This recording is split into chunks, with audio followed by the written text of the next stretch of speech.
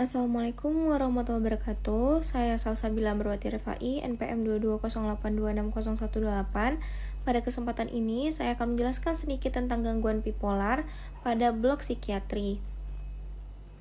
Gangguan bipolar sendiri merupakan gangguan suasana perasaan ataupun mood disorder yang bersifat kronik dan berulang, ditandai oleh adanya perubahan mood ekstrim berupa episode manik ataupun hipomania dan episode depresi yang dapat memengaruhi fungsi sosial, pekerjaan, dan kualitas hidup penderita.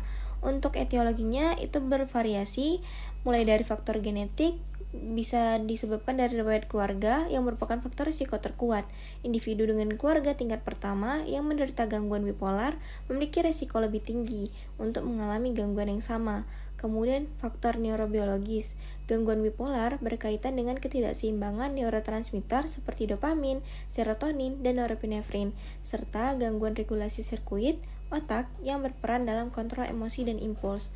Kemudian ada etiologi yang berdasarkan faktor psikososial, stres berat, trauma psikologis, konflik interpersonal, serta gangguan pola tidur dapat memicu munculnya episode mood, meskipun bukan penyebab utamanya. Kemudian untuk faktor risikonya sendiri itu seperti yang sudah dijelaskan pada etiologi, riwayat keluarga dengan gangguan mood, stres psikologis berat, penyalahgunaan zat psikoaktif, gangguan tidur kronik, dan penyalahan medis tertentu seperti gangguan tiroid.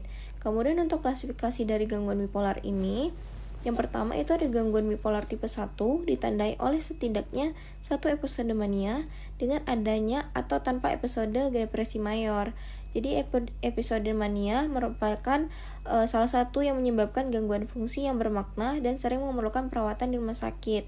Kemudian ada gangguan bipolar tipe 2 ditandai oleh episode hipomania dan episode depresi mayor tanpa pernah mengalami episode mania penuh. Gangguan fungsi seringkali lebih dominan pada fase depresi. Kemudian yang ketiga ada gangguan siklotimik ataupun siklotimik disorder yang ditandai oleh fluktuasi kronik antara gejala hipomania ringan dan depresi ringan selama minimal 2 tahun tanpa memenuhi kriteria episode mayor. Kemudian adapun manifestasi klinisnya, pada bipolar ini bervariasi sesuai fase penyakitnya. Contohnya yang pertama pada episode mania bisa ditandai adanya perubahan mood yang meningkat ataupun irritable, kemudian peningkatan energi dan aktivitas, kemudian ada penurunan kebutuhan tidur, bicara cepat dan sulit dihentikan, dan ide grandiositas, serta adanya perilaku impulsif ataupun beresiko. Kemudian pada episode hipomania, gejalanya mirip mania tetapi lebih ringan dan tidak menyebabkan gangguan yang fungsi yang terlalu berat. Kemudian untuk pada episode depresi, dapat ditandai dengan mood yang sedih berkepanjangan, hilang minat dan motivasi, kelelahan, gangguan tidur dan nafsu makan, perasaan tidak berharga, dan sampai ada keinginan untuk bunuh diri. Kemudian untuk diagnosisnya, gangguan bipolar dapat ditegakkan melalui wawancara psikiatrik, pemeriksaan status mental, pemenuhan kriteria DSM-5, serta diagnosis sering terlambat karena pasien biasanya datang saat fase depresi, sehingga episode mania atau hipomania itu sebelumnya tidak teridentifikasi. Kemudian untuk tata laksana, farmakologi terutama pada gangguan bipolar adalah farmakoterapi jangka panjang, meliputi mood stabilizer misalnya diberikan litium, kemudian antikonvulsan, antipsikotik atipikal.